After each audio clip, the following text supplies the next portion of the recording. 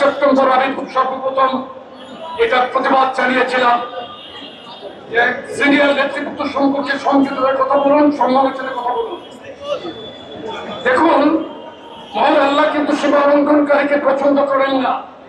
সীমা লঙ্ঘন করে কিন্তু কেউ পার পাচ্ছে না। শেখ হাসিনা পার পায় নাই, আপনারা কিন্তু পার পাচ্ছে না। আমি কাউকে সমালোচনা করছি না। এনসিপির উপর গোপালগঞ্জে যে নৃশংস হামলা হয়েছে, আমাদের দল থেকে তার তীব্র নিন্দা জানানো হয়েছে। আমরা যুবদলের আজকের এই সমাবেশ থেকে এনসিপির উপর হামলার তীব্র নিন্দা জানাই, অবিলম্বে কুখ্যাত ফ্যাসিস্টদের সহযোগীদের গ্রেফতারের দাবি জানাই। কিন্তু কষ্ট লাগে, কোন ঘটনা ঘটলে আমাদের উপর চাপিয়ে দেওয়ার অপচেষ্টা করা হয়। বিস্ফোটের ঘটনা সেই রকম।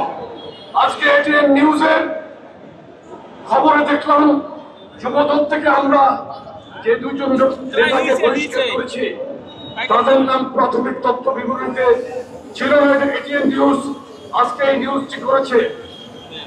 এফআই প্রাথমিক তথ্য বিবরণীতে নাম থাকার কারণে আমরা জাতির ন্যাশনাল সেন্টিমেন্টের প্রতি সম্মান রেখে আমাদের দলীয় দুই নেতাকে বহিষ্কার করেছি।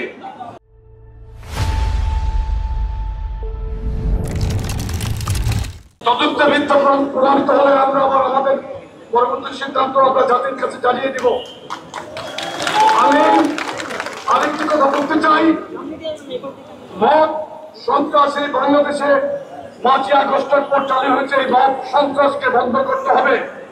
অন্তর্বর্তী সরকারের স্বরাষ্ট্র উপদেষ্টার প্রতি অনুরোধ জানাই, বিএনপি প্রথম থেকে প্রথম থেকে ডক্টর ইউনূসের সরকারকে সমর্থন দিয়ে আসছেন। লন্ডন মিটিং এর পর একটি মহলের ঘুম হারাম হয়ে গিয়েছে। বাংলাদেশের সবচাইতে বৃহৎ এবং জনপ্রিয় রাজনৈতিক দল হিসেবে আমরা দায়িত্বের জায়গা থেকে আমাদের প্রিয় নেতার নির্দেশনা অনুসরণ করে বাংলাদেশ অন্তর্বর্তী সরকারকে আমরা সহযোগিতা করে যাচ্ছি। কিন্তু যারা মব তৈরি করে আমাদের নেতার বিরুদ্ধে মিথ্যা অশ্রাব্য ভাষায় স্লোগান দিয়েছে, আমরা তাদেরকে চিহ্নিত করে অবিলম্বে গ্রেফতার করার জন্য আমরা স্বরাষ্ট্র উপদেষ্টার কাছে দাবি জানাই। কুখ্যাত ফ্যাসিস্ট শেখ হাসিনাও কিন্তু তার আমলে ছাত্রলীগ যুবলীগ এত অশ্রাব্য ভাষায় আমাদের প্রিয় নেতা জনাব তারেক রহমানের বিরুদ্ধে স্লোগান দেওয়ার সাহস দেখায় নাই। আমরা কাউকে পায়ে পড়া দিয়ে কারোর সাথে ঝগড়া করতে চাচ্ছি না, কারো উস্কানিতে কোনো ঝগড়াতে আমরা লিপ্ত হতে চাই না। আমাদের নেতৃবৃন্দর প্রতি আমরা আহ্বান জানাই, আমাদের প্রত্যেকটি মিছিল আমরা শান্তিপূর্ণ করেছি বাংলাদেশে। আজকে আমাদের 80টি ইউনিট, 82 ইউনিটের মধ্যে 2টি ইউনিট এখানে আছে। 80টি ইউনিটে আজকে একযোগে বিক্ষোভ মিছিল এবং মিছিল পূর্ব সমাবেশ হয়েছে শান্তিপূর্ণভাবে।